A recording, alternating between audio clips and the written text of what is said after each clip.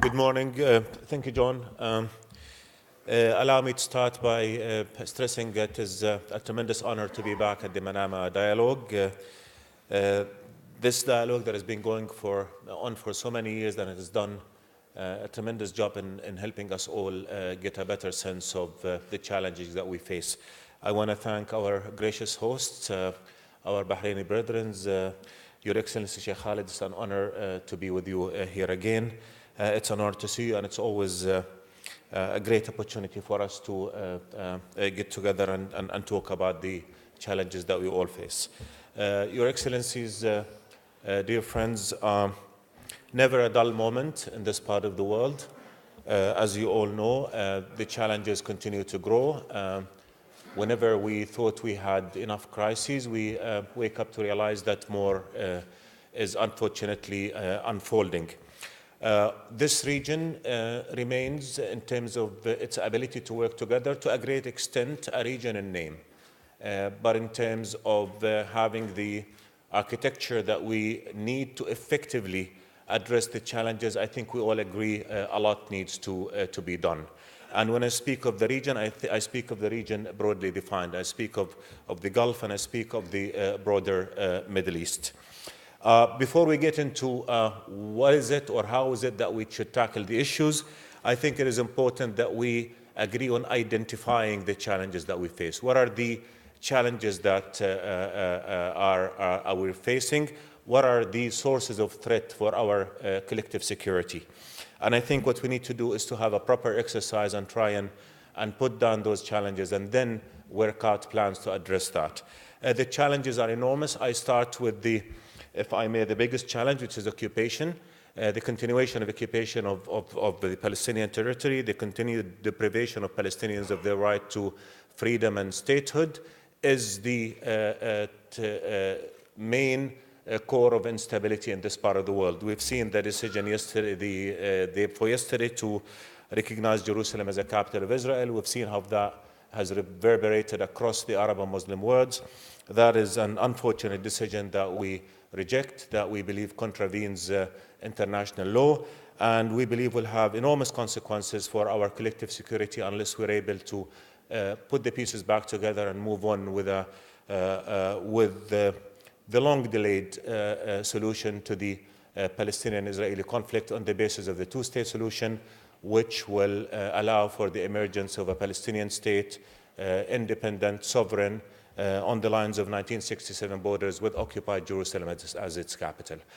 Unless we do that, we'll have more despair, we'll have more anger, we'll have more bitterness, and that takes me to the second challenge that we have, which is terrorism, extremism, and we will never prevail in our long-term war against terrorism unless we are able to defeat the root causes of terrorism. We have to defeat the conflicts, the anger, the despair, the environment of lack of and loss of hope on which terrorism and those dark ideologies of hate thrive.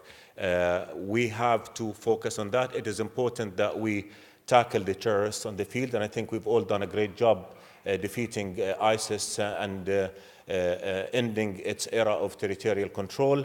We still have a lot of work to do to make sure we tackle the security challenge, but I think our biggest battle is to defeat their narrative, and that we do by, again, our counter-narrative and by addressing the root causes of conflict that allow it to prosper and allow its advocates to spread their ideologies of hate.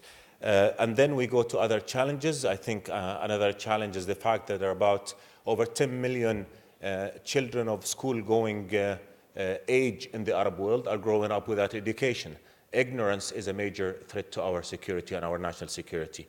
Lack of hope, lack of opportunity, economic challenges, all these are enormous challenges to us. And of course, intervention by outside powers, meddling in the internal affairs of state, not respecting the Westphalia system, which has, whether we like it or not, is the main pillar of our collective security. We do not accept Iranian intervention in the region.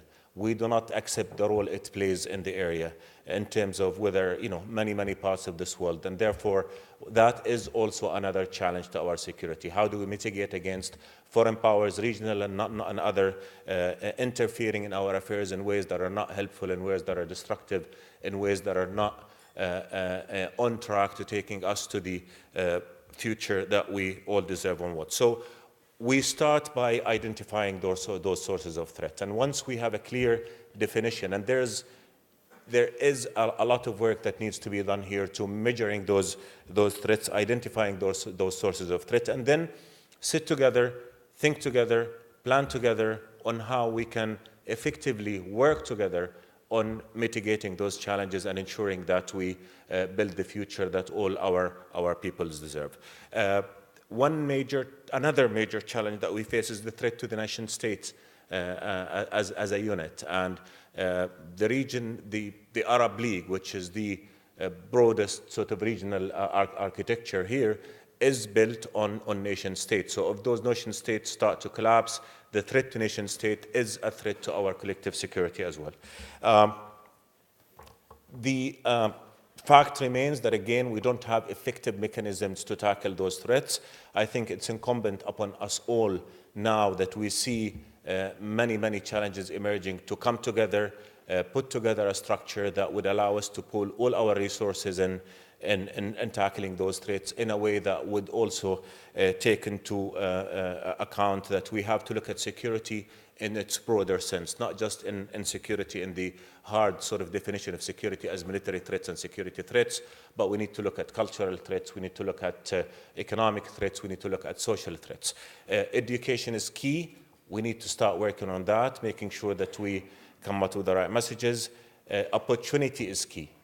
Economic opportunity, political horizons, the lack of political horizons in many parts of our world is again a major source of threat. So I don't want to dwell too much on that, but I just want to sum up by saying that again, as a region, we still have a lot to do, not just in terms of building the proper, effective security architecture and mechanism that would allow us to work together effectively, but I think we still have a lot of work to do in identifying the sources of threat and in ultimately working together from a point of departure that starts with all of us agreeing that our security is interdependent, that what happens in one country affects the other, that in order for this region to prosper, achieve the peace and stability that its people want and deserve, we need to work from within, and we need to have a very strong message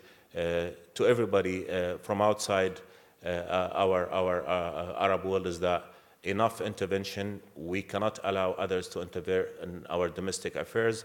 Everybody needs to stop at the border. Everybody needs to know that continuing meddling in the internal affairs of the Arab world is going to only invite a reaction that is going to push us all into unwanted conflicts. And I have to, if I may, conclude again by saying, I'll be leaving here very shortly to Cairo, where a session of the Arab League Ministerial Council will be convening at the invitation of Jordan to address the new challenge of Jerusalem. And that is a conflict that has gone on for so long. It has caused too much suffering. It has caused too much pain. No issue is more potent than Jerusalem in terms of its ability to rally the Arab and Muslim world. And no issue is more effective in terms of provoking anger and sentiment. And the radicals on all sides, the extremists on all sides,